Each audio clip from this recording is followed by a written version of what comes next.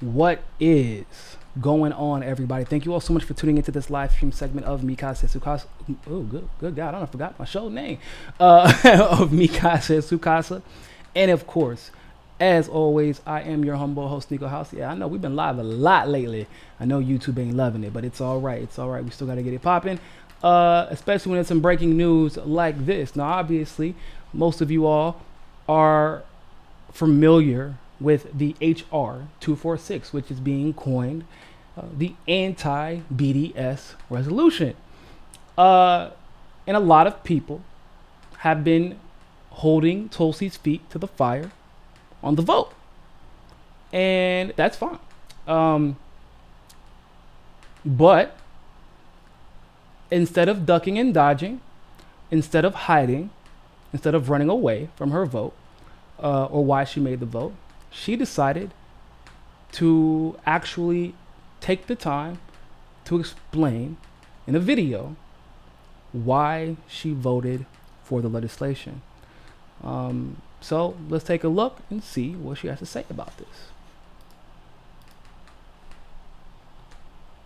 Some of you have sent me messages and posted on social media asking for more information about why I voted the way I did on a recent resolution talking about BDS. So I wanted to give you some background and talk to you about my commitment to defending our First Amendment rights. Nothing is more fundamental to the identity of our country than the rights and freedoms that are enshrined in our Constitution. Now, I've fought to defend these freedoms both as a soldier and a congresswoman, and it's why I will continue to oppose unconstitutional legislation like S1, a bill that does seek to restrict freedom of speech by imposing legal penalties against those who participate in the BDS movement. That's why I co-sponsored HRES 496, to affirm our freedom of speech and right to protest or boycott for any cause, as well as stating opposition to any legislative efforts that seek to restrict these fundamental First Amendment rights.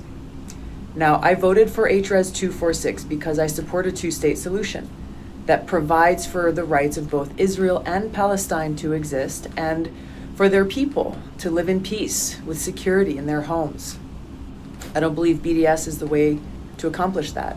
However, I will continue to defend those who choose to exercise their right to free speech without any threat of legal action.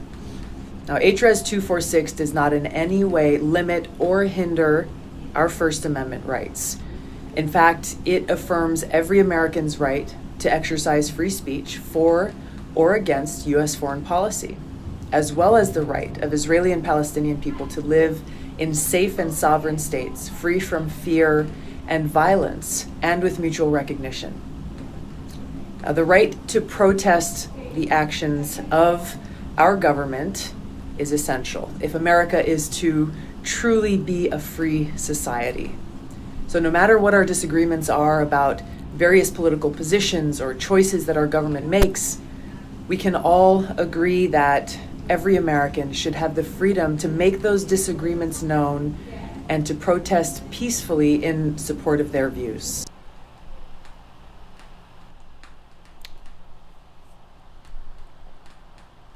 Oh, you don't say, Tulsi?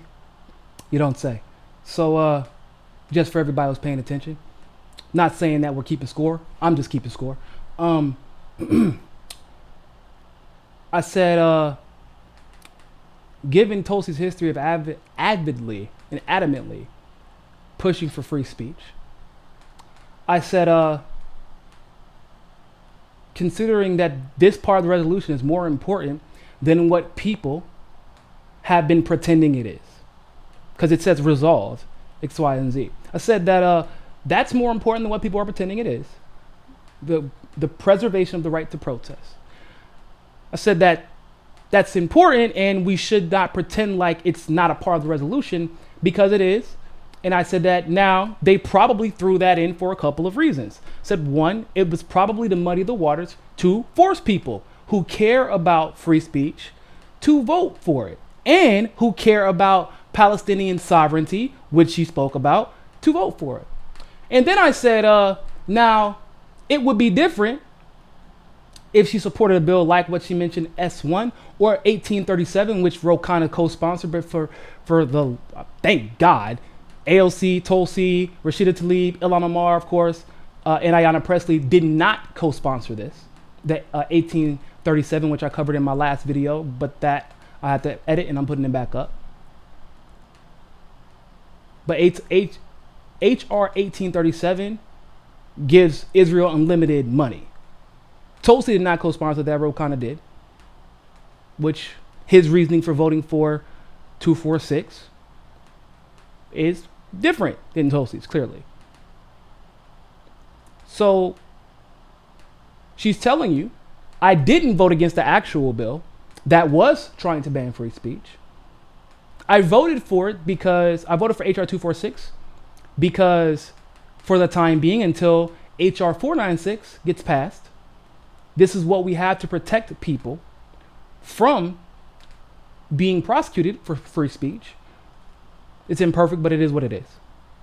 And, oh, by the way, in case you were curious about my dedication to free speech, I also co-sponsored 496, which was a resolution from Ilhan Omar that affirms free speech against those who wish to silence BDS.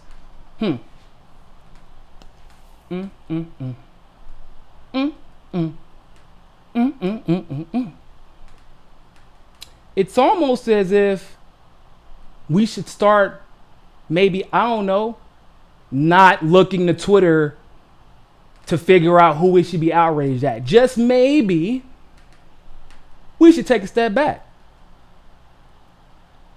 Now, once again, I still believe you don't have to necessarily agree with her vote in the context that people were discussing it in over the last 48 hours.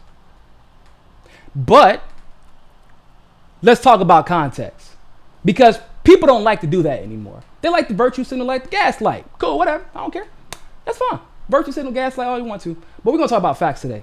So let's talk about the context. The context is, like I said, asserting the right to free speech in that resolution is no trivial matter.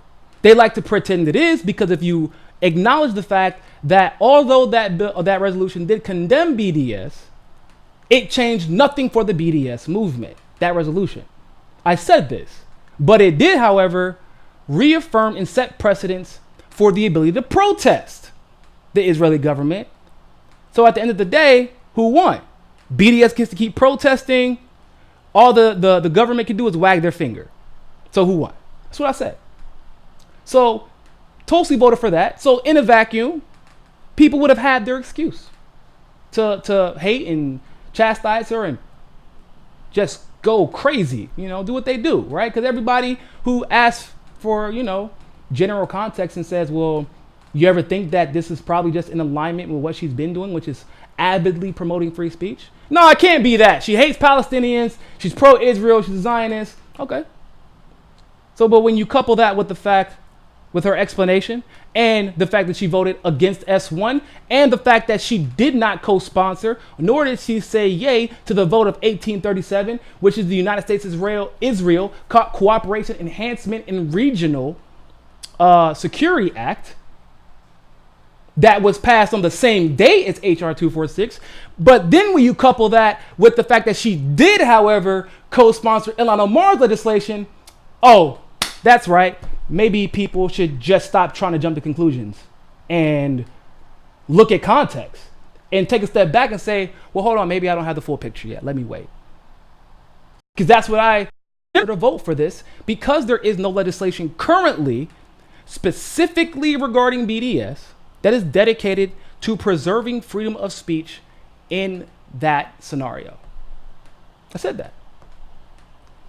Ray Nith, appreciate the super chat. Whenever progressive policy is brought up, the questions we get is how we'll pay for this and how they pay for a blank check to Israel. Lord, baby Jesus, I know it. That's a hell of a question. We still trying to figure it out. So basically, we are back to square one with And it's funny because my homegirl and my teammate, Fiorella, made a brilliant statement on Twitter when everybody was, for one, they was pretending like we didn't defend Tulsi either way. We said, no, I'm not really worried about defending Tulsi. Fiorella is a Bernie supporter, by the way. But so we said we're not defending Tulsi, but we can't pretend like giving context to this legislation is defending Tulsi, because that delegitimizes discourse. I don't care if we disagree or agree or whatever, but you can't virtue signal and gaslight every time you don't have facts available to make a logical conclusion, and you just don't want to admit that. And that's fine. But you're not just going to gaslight. I didn't know for sure why any of them voted for that legislation. And as we have seen, as we just heard, for those of you who did not, I'm about to be done with this so you can go back and watch. But if you did hear, we just heard that Ro Khanna and Tulsi had two completely different reasons. Two completely different reasons for voting for HR 246. Because in the same day, Tulsi voted against 1837, which gave unlimited money for Israel. Ro Khanna co-sponsored it, along with 292 other congresspeople. Under the same breath, Tulsi, talking about free speech, put her pen to the paper and co-sponsor Ilhan Omar's legislation. So what does all this mean? Well, it means that people need to start calming down. And I do have to say, my level of respect for Tulsi grew immensely with that video. And the reason why is because when you're getting hounded like that, when you're getting attacked like that, it can become very easy to retreat into your shell, to retreat into your following, to retreat into your supporters who will defend you no matter what. It would be easy to avoid social media, YouTube, doing a video to address it. That would be the easy way out. There have been a lot of people who have demanded a lot of politicians. And I will say, which is one of the reasons why I endorsed her, this woman is one of the bravest politicians that I have ever seen. Because she didn't hide away from her fans, her supporters, who've given dollars, time, support to her. She said, hey, I've been getting the messages. I've been getting the DMs. I see that this is a concern for you. So let me explain. Like, you don't have to play the guessing game. Let me explain it to you. Here's what I did it for. Here's the evidence to prove why I did it. And here's all the other things that I've done to show that this is why I did it.